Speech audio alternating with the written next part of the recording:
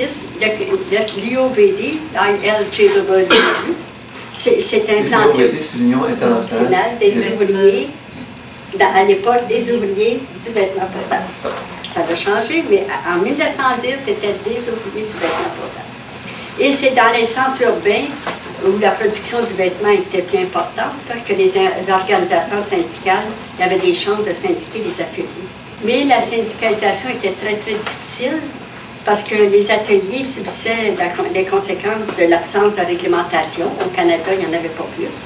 Puis eux autres, ce qu'elles voulaient surtout, c'était la reconnaissance, premièrement être syndiqués, puis la reconnaissance de l'Union comme partenaire dans la réglementation de l'industrie du vêtement. Elle n'était pas syndiquée, puis elle risquait de ne pas l'être parce que les mairies auraient pu s'opposer à ce qu'elle soit syndiquée, sauf qu'ils ne savaient pas. Donc, ils ne se sont pas imposés. Et cette loi-là n'a été abrogée seulement, il faut le croire, en 1976.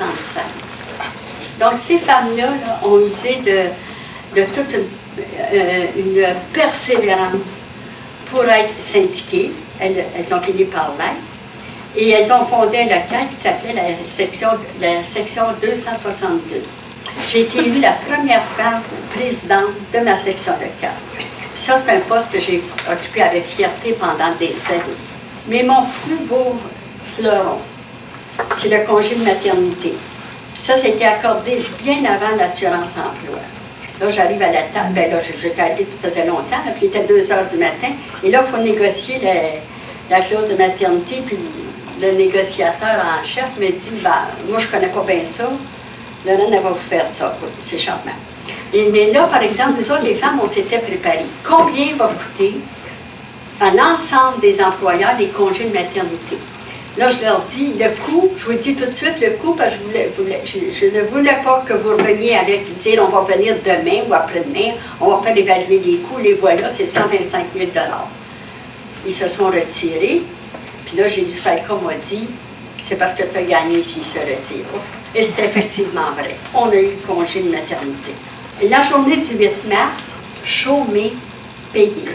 Qu'elle tombe le mercredi, qu'elle tombe le jeudi, elle était chômée, payée. Partout en Europe, au Canada, entier, jamais personne n'a eu le 8 mars. Ça, c'est une fierté. On a eu la féminisation de l'appellation de notre syndicat bien avant la FTQ. Ça choquait bien Louis Laberge quand je disais ça. C'était l'Union internationale des ouvriers, j'arrêtais quelques secondes, et ouvrière du vêtement potable. Ça, c'était une fierté, et on l'a gagné. La féminisation des textes de la Convention collective. Oh, ma mère! Ça, c'était le bordel. On a une assemblée syndicale, et ma section locale étant plus masculine que féminine. Il me semble d'avoir mon grand gars qui se place devant le micro et qui dit « Moi, Lorraine, je suis le porte-parole des hommes.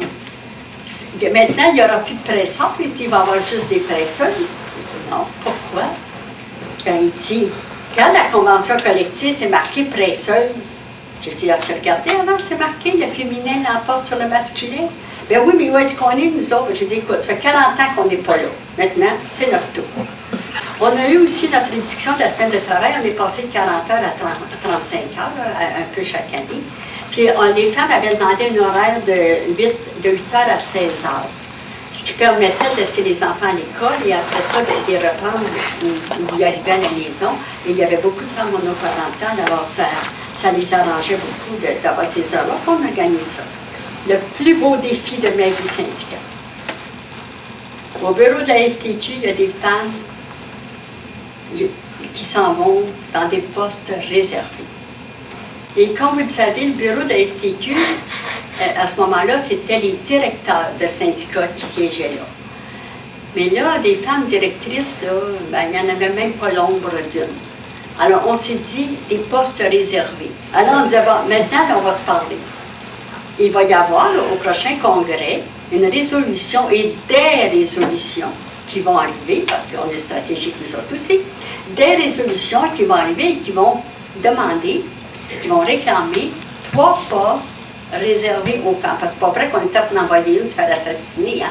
3 postes réservés aux femmes. Et qui seraient élus par le caucus des femmes.